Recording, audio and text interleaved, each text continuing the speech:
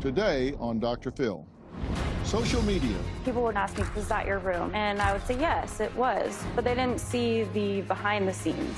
Stacks of cups, dirty dishes, a pit of depression. And faking it goes too far. So you'll film yourself doing your makeup, putting on great looking outfits, and you ain't going anywhere. Correct. I don't think your average person wants to see you just sitting on your couch watching TV. Let's do it. Have a good show, everybody. Here we go. This is a safe place to talk about hard things. Stand by. We'll count you down. Today is going to be a changing day in your life. 5, 4. Get ready to take care of you.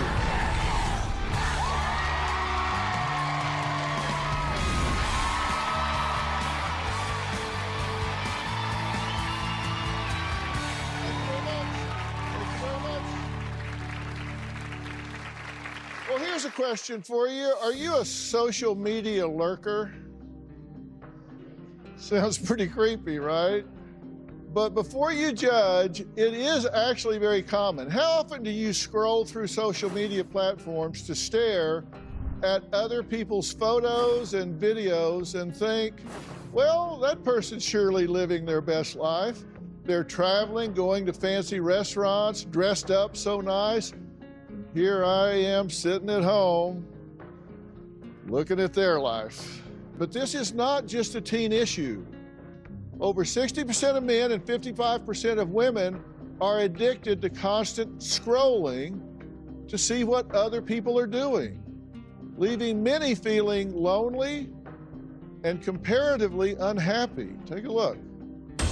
Many of us cannot live without our phones, tablets, or computers. We're constantly connected through social media sites. But research suggests a link between spending excessive time on social media and depression. A recent study found the average person spends more than 5 years of their lives on social media. So a lot of people love it, but there are a lot of negative side effects. People put very selected, curated versions of their life up on social media. And so that's an opportunity for people to feel inadequate, for them to feel a sense of envy. Beauty filters and friend-filled videos can make comparison the thief of joy, and a lot of it's not real. That can mean going down a rabbit hole of leading people to depths of depression. Now, Amy says she's been a widow for several years, which left her a single mom. While parenting and work have kept her busy, she's had little time for a social life, so she admittedly turned to social media, where she talks to virtual friends and wonders if this is why she feels lonely. My name is Amy, and I am on the frequent flyer plan of social media. I'm on Instagram, I'm on LinkedIn, TikTok, and Facebook. I take my phone with me everywhere. I love my phone. I take it to the bathroom, I take it to work. I find that the loneliness comes on strongest at night. I'm typically driving home by myself. No one's there waiting for me, and so I get on my phone. It feels comforting and it feels safe. There are a lot of times when, rather than going out with friends, I go home and I get on social media. The friends that I make online, they're not really my friends, and that's kind of empty. You do see a lot of glowing, happy romances, and at times it does remind me of what I don't have. My adult life has been laced with loss. I lost my mother, my father, my sister, and my brother. I do think the social media can have the effect of making me lonelier. It reminds me of things that I'm missing. I spend so much time on social media, and yet, at the end of the day, I'm alone. It's me and my phone. When people think about social media and jumping around, they tend to think about teens, but we all do it, right? Uh-huh, definitely. And you said you wonder if being on social media is one of the reasons that you're lonely and not getting out with other people. I do wonder that. Well, do you really? I mean, I think it's somewhat obvious, yes. But I work nights, I work a lot. And so it's an option of something to do. And in some ways, at first, I thought it was going to help me be less lonely because it was a form of a connection, but it's not a real connection. No, it's not. You don't know these people. Yeah, you get likes, clicks, little hearts, things like that. But you really don't, there's no connection, there's no warmth. And you really have no idea who it really is, right? That's true too. And you don't know their tone. A lot of times people get offended or happy by something that is said to them, and that might not be the tone it's meant in.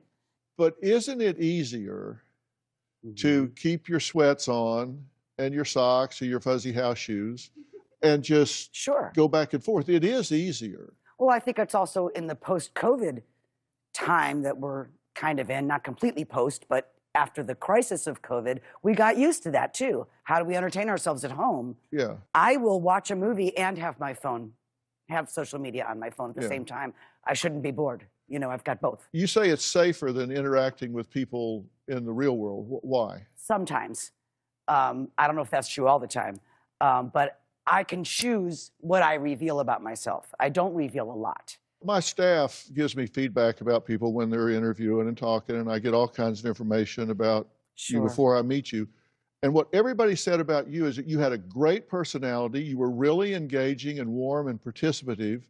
They described you as being like really fun to talk to and be around. Thank you. True? I hope so, yeah. I mean, think are so. you that way? I very much enjoyed the time I spent with your staff, and I enjoy my time with people. I like connecting with people. I like things live much better than virtual. Yeah, but you say a lot of times people will ask you work related or whatever, like, hey, you want to go out afterwards or whatever, and you go, yeah, True. I'll go home and True. just get on social media. I drive a long drive. I don't want to drink and drive, so I don't do that. Doesn't mean I have to drink to go out and have a good time, but that's what they're going to do. And not that they're going to drive, but they're going to go out and go to the bar across the street. But I don't. And my therapist has suggested find some groups. I'm like, where are these groups? I don't know where I would find that or what my interest is that would relate. So I'm at a loss for what to do nowadays with my time. Well, you may kiss some frogs along the way, but you got to, engage with people to find out if there's a common interest or whatever. Yeah. You may talk to people that have no interest that you share. Of course. Or you may go out with a group from work or something, and they're all a bunch of nerds or whatever, and you don't like it. But you've got to, you'll have some dead ends, but you might meet somebody that you really click with. And how long ago did you lose your husband? 2008. And you say you're still coping with that some? Yes. It's our child looks exactly like him, which is a blessing. And he was born on Valentine's Day. And he was 17 months old when Bruce passed away. So it's been hard. He's missed having a father. And I missed him having his father. Because he would have been dynamite. But you do think social media could be getting in your way? Absolutely. Well, there's pretty much a straight line correlation. The more time you spend on social media, interestingly, the more at risk for, and the more you do actually obtain depression, anxiety, and loneliness. So the more time you spend on social media, as that screen time goes up, so does depression, anxiety, and loneliness. And you can imply from that it's because it's crowding out other aspects of your life. Or you can misrepresent. Exactly. You can create a persona online that has nothing to do with what you're really like. Oh, we're going to talk about that. I bet. Coming up, we're going to talk with someone who created a fake private plane interior that people use to pose for social media. Honestly, how many of you would say you do, at least unconsciously, compare yourself to what you see online? Raise your hand. Raise it real high. Look at that. Look at that.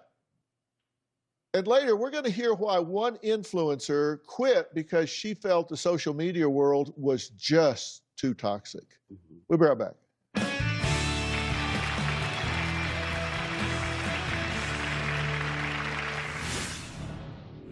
People can get on there and take pictures and pretend they're totally on a private jet. My intention was to inform others of the lack of veracity of most social media. One of the dangers of social media is that it's addictive. And I think of myself, I know that I'm addicted in a way. You can follow someone for a long time and you don't really know them. And you kind of start feeling like you do. but you really don't. I do all my social media alone, and I realize that there is a sadness that is underneath it. Today, we're talking about how the manipulation of social media erodes the mental health of Americans, young and old. Now, I just ask you, how many of you compare yourselves to what you see online and it looked like the wave? So if you raised your hand, raise it again and tell me, what is it? How does that happen? What do you do? Okay. I'm Amanda. Nice to meet you. Hi, Amanda. So, yeah, actually this last summer I had to delete my social media because I was comparing my life. I'm in grad school. And so during the summer I went back to like an acai job. And so on social media I was seeing influencers and they were able to travel and they were getting all of this money and just seeing them do really fun things. And then I was just comparing my life and I was like, I'm working really hard. I'm trying to better myself and better my career. And then these people are showing how great their lives are. So I ended up deleting it all. And so did you feel inferior by comparison? Yeah. Well, first off, when you're in graduate school, you have no life. Amen. Right? Yeah, amen. So that's just a block out of your life that it's like being blackout drunk. You have no recollection of that life. You don't know any TV shows, music, anytime during that period of time. Wow, so, yeah, you know my life. That's yes. true. Yeah, exactly. I've been to graduate school, so I know. But you were comparing and saying, God, I'm dull compared to this. And you felt like you were missing out. Yeah. My next guest, Maddie Moe, is a performance artist known for his highly creative art installations, including painting 3 houses in Los Angeles bright pink that were scheduled for demolition, and creating what's called the jet experience, simulating the experience of flying on a private jet. Now, he claims the purpose of the experience is entirely for social media optics and to mock others who stage photos that are not for real. And please welcome Maddie Moe from New Mexico, where he's working on his latest project. Maddie, how you doing? I'm well, Dr. Phil. Thanks for having me. Well, I think you are brilliant. I really do. Some of the things that you've done, and I've followed you for a good while, and you do some things that are really, really creative. And I love the jet experience in particular. And we're looking at a picture of it now, where I just love this. And so people can get on there and sit and take pictures and pretend they're totally on a private jet flying off to Switzerland or somewhere, right? That's right. And I'm a big fan of you too. So thank you for that kind introduction. You used the words mock, and I don't think that was actually my true intention. I mean, my goal is to make good art, and good art is using the tools of your time to tell the stories of your time, and really to be a mirror on society for them to reflect on kind of what's going on in the world. And so my intention, while it may have mocked some, was to inform others of kind of the lack of veracity of most social media going on today, and allow people to adjust their lives accordingly. Yeah, well, I'll say exposed. Maybe that's a good way to say it, or shine a light on it, because I thought it did just that. I thought it was so revealing, and you've done other things the same way, and I think a lot of the things you've done have brought joy to people just to get to participate in, like this this pink house. I view social media as a tool. I try not to get engrossed in it or obsessed with it or doom scroll. And the thing I'm doing next is really trying to empower folks who are less involved in the influencer world, which is about what I have, where I've been, what I ate, and more about empowering creators, what I think, what I wrote, what I created, and building a community of folks like that, and kind of encouraging the younger generation that while social media is not going to go away, there is a correct way to use it. And there are different types of aspirations other than getting lots of followers and playing the social media slot machine for likes, comments, and dopamine hits. Well, I hope people listen to that. I really do. And I think what you're doing is brilliant. Keep it up. Keep it up, man.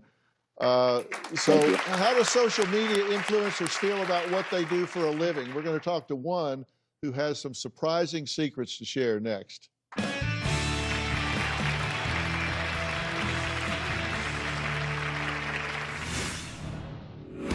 A lot of times, you're staging the whole thing. I would say a good half of it is set up for the intention of posting. Doing your makeup, putting on great-looking outfits, and you ain't going anywhere. Correct.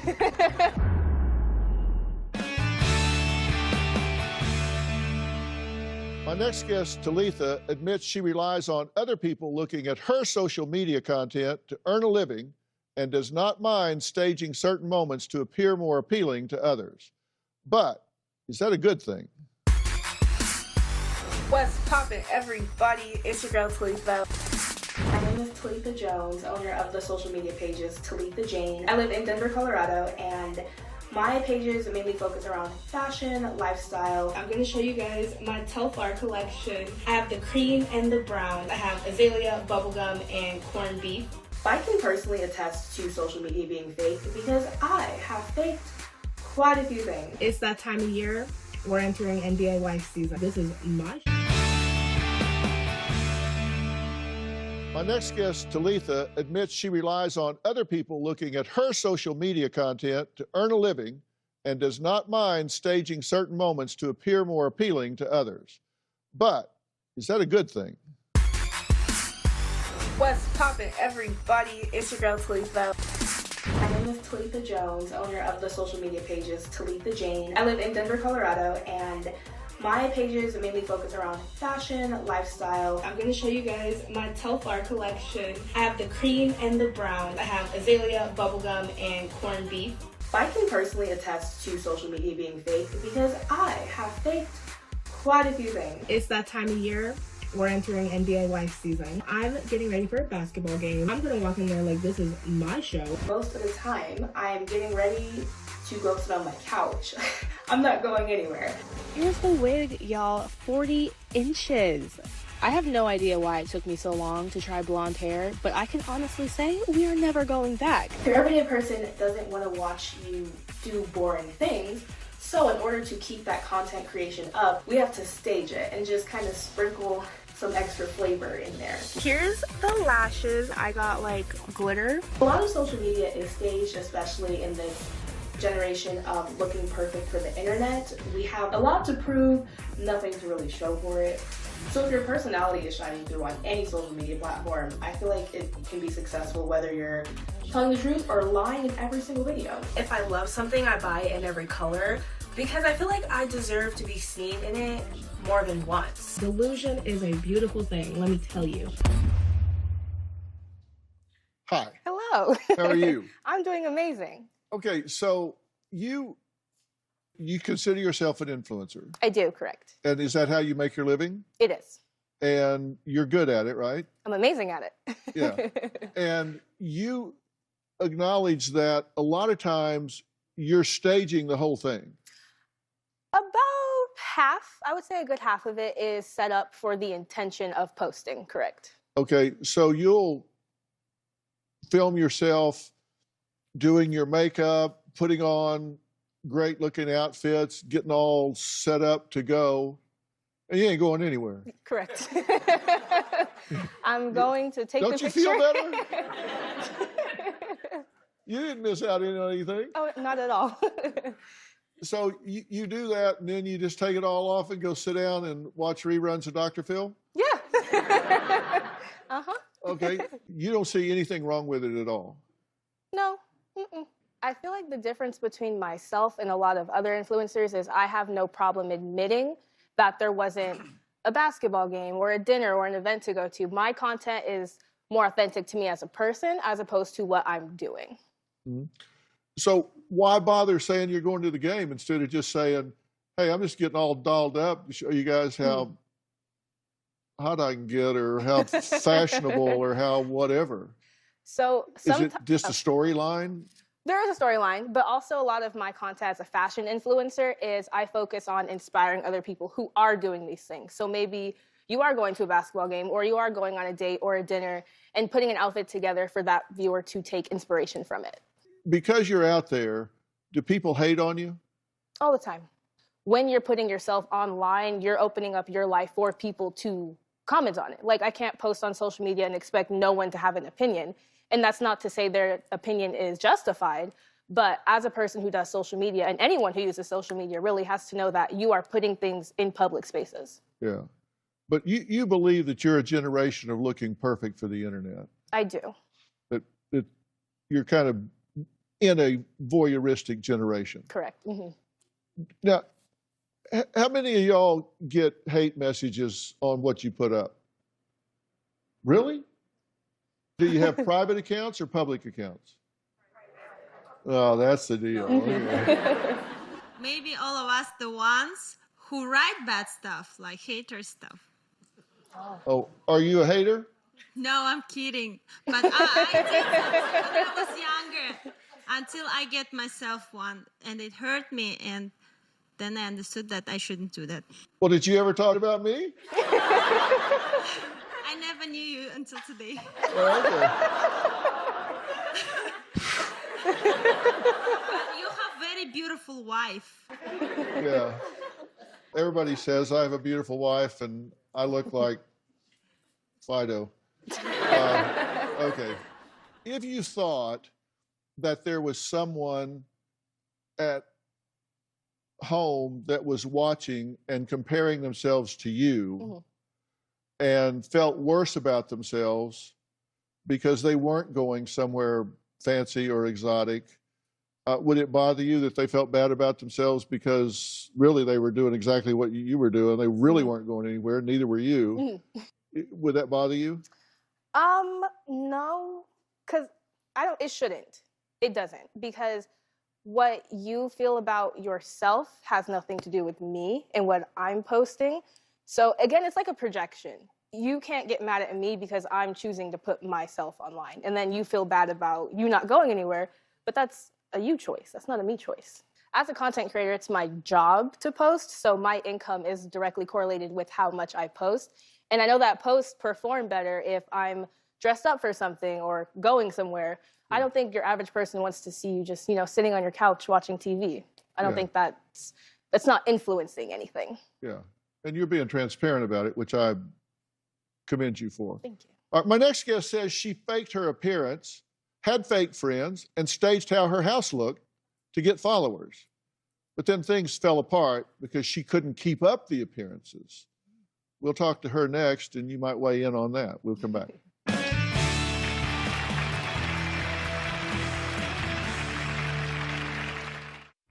Closed captioning provided by... We're about to turn looks, bringing back the green heart emoji, and then it gets better. The green purse. When I first started growing my page, I would put on outfits and give them a whole storyline. But in reality, I would take the pictures and then go home and put sweatpants on. Talitha says being a social media influencer is her full-time job, and she stages to, in her words, add some flavor to the photos that she posts online. Now, my next guest, Megan, says she was a successful influencer who quit because pretending and faking turned out to be really bad for her mental health. My name's Megan. I'm 27 years old, and I was a social media influencer between 2015 and 2020. In the beginning, it was fun. I started at about 500 followers, and then I grew that to about 22,000. I was bringing in about $8,000 a month. Some of what I was posting on social media was a facade, maybe an ad that I'm posting where I look really happy, and realistically, I'm in bed in tears. A lot of content I started making was all about home interiors. You turn literally 180 degrees and it's stacks of cups, dirty dishes, a pit of depression. I realized I had an eating disorder and I was very, very tiny. On top of having an eating disorder, I was already editing them to make myself look smaller. So a lot of people would ask me, how are you so thin? In reality, I was starving myself. After a while, I started seeing a lot of the negative aspects. People would tend to comment on my lack of knowledge of hair. The criticism was a big deal for me. In the end, I became super depressed. So in 2020, I took a 6-month break from social media. When I stopped, I had a large group of friends that went down to probably 3. I never heard from anyone anymore. I think that I could definitely become an influencer again, but my mental health is the most important thing to me. Megan, thank you for being here. Did it help you to get away from it? 100%. Being able to step away and kind of actually look in the mirror and not look at an edited photo and say, that is me.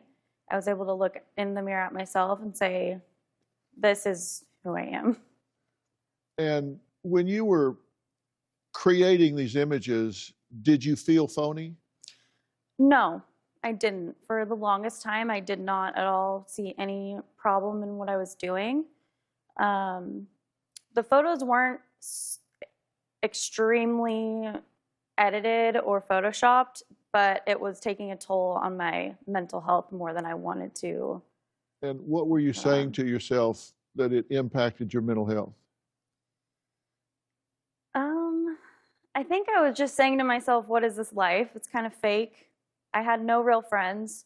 Everything was staged. In a sense of, like, I would create this content and they didn't see the behind the scenes. I asked Talitha if people were comparing themselves to the image and feeling worse about themselves because of it, is that a negative thing? What do you think about that? I think that for me specifically, I am a very sensitive person. So anytime I'm looking at someone else's photos and I automatically think badly about myself. You shared some images with us, like your apartment, and like here's an image of your apartment, the facade, and then real. And then you showed us some other things like your bedroom and then how it was for real. And so you weren't creating things out of whole cloth, but you were manipulating the images. Oh, yeah, 100%. So I remember exactly that date that I took that photo, and I was in the most depressive episode. I was suicidal. I didn't want to live anymore, but I had a job to do, and I needed to post an image that captured a product in a photo. And I posted it with a really fun caption, and no one knew how bad it was. Yeah. At this point, I think we're not choosing content. Content's choosing us. That's what's happening with these algorithms, controlling what you see. I mean, are y'all aware of that?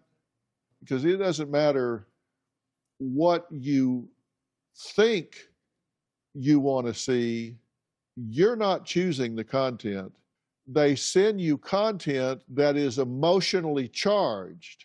If it's something that gets you incited or gets you where you feel worse about yourself, and so you start clicking on images trying to get some relief or trying to get some affirmation or trying to convince yourself, yes, I'm a horrible person, they'll keep giving you those images, and they know that that's the effect it's having, but they continue to send them to you anyway.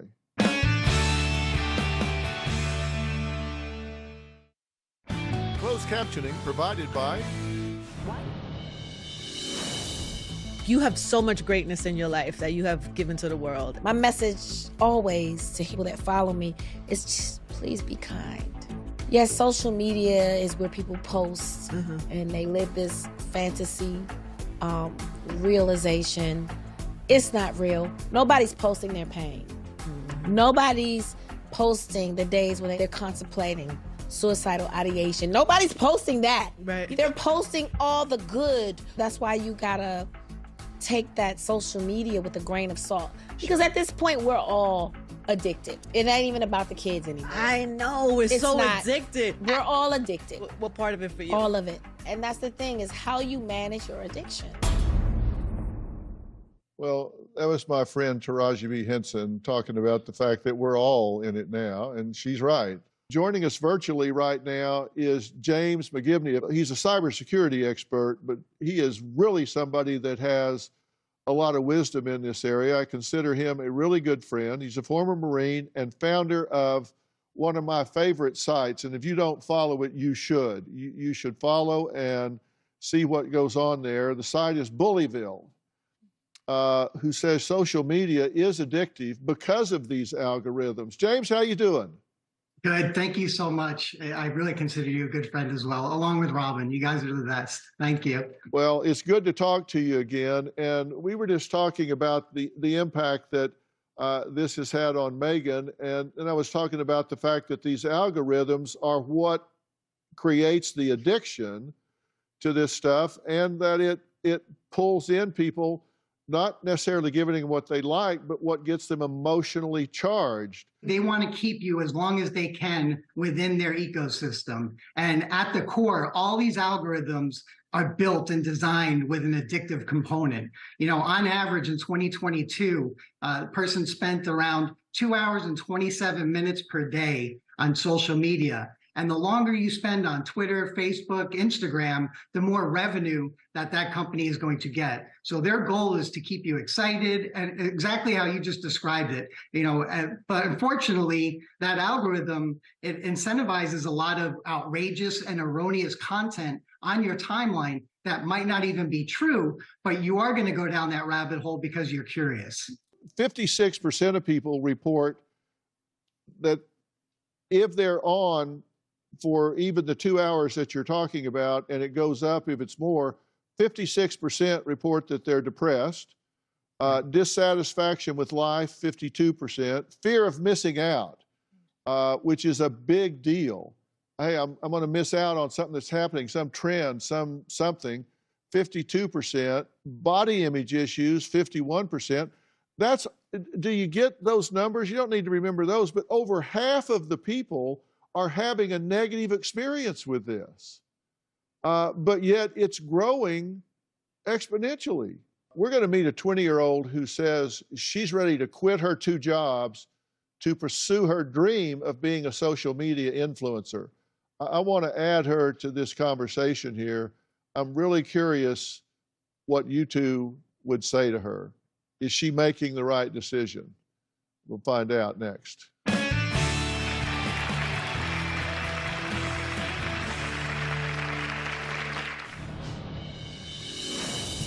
I'm Zoya, I'm 20 years old, and I'm originally from a small town in Colorado. I moved to LA about a year ago to pursue makeup, modeling, as well as influencing and content creation. I am on social media way too much. I spend like 6 hours a day on my phone. I started to realize how influential and powerful social media can be, and it's something that I'm really trying to get more into. What interests me the most is beauty influencing. I also am really into fashion, modeling, art. I would love to post makeup tutorials, get ready with me, stay in the life, whatever it may be. I would love to get paid to work with some bigger brands. It would be an amazing opportunity to receive free products and go on cool like brand trips.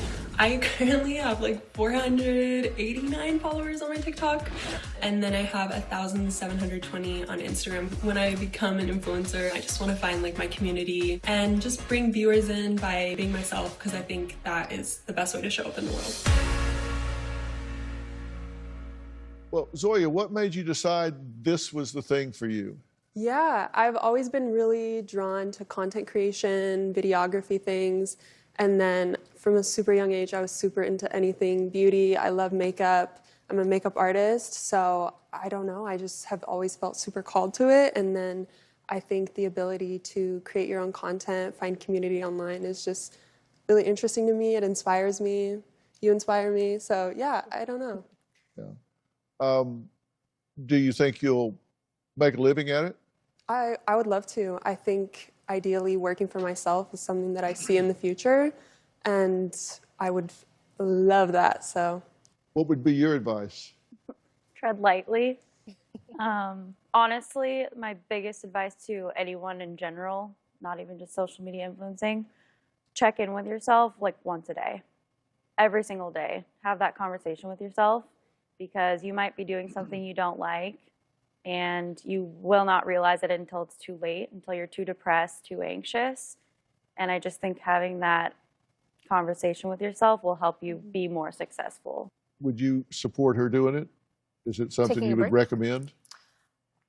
Yes, to an extent. So my form of break is showcasing that vulnerable side on social media, because not only are you posting A, but B, you're allowing your followers to see you in that light. And it's comforting to know that I'm not going through this alone. Like recently I posted a video about how stressed out I was, and a lot of my followers were like, you know, I'm doing the same thing. I love seeing that you're still a human, even though you are this influencer and you're all put together all the time, but you still have those vulnerable moments. Yeah. Being authentic has a ring to it. It does. People know the truth when they hear it. Coming up, it's me versus the audience. This is going to be good. Find out what I'm talking about next. Closed captioning provided by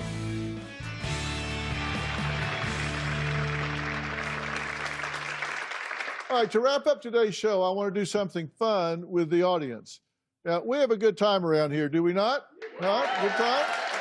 I'll tell you what we're going to do in a moment. Now, making time for fun in your life on a regular basis is really important for your emotional and mental well-being. Not only can it help lower stress, but it can also keep you feeling youthful and really have more energy. And there's a lot of ways to let your hair down. Why do we have to use that metaphor?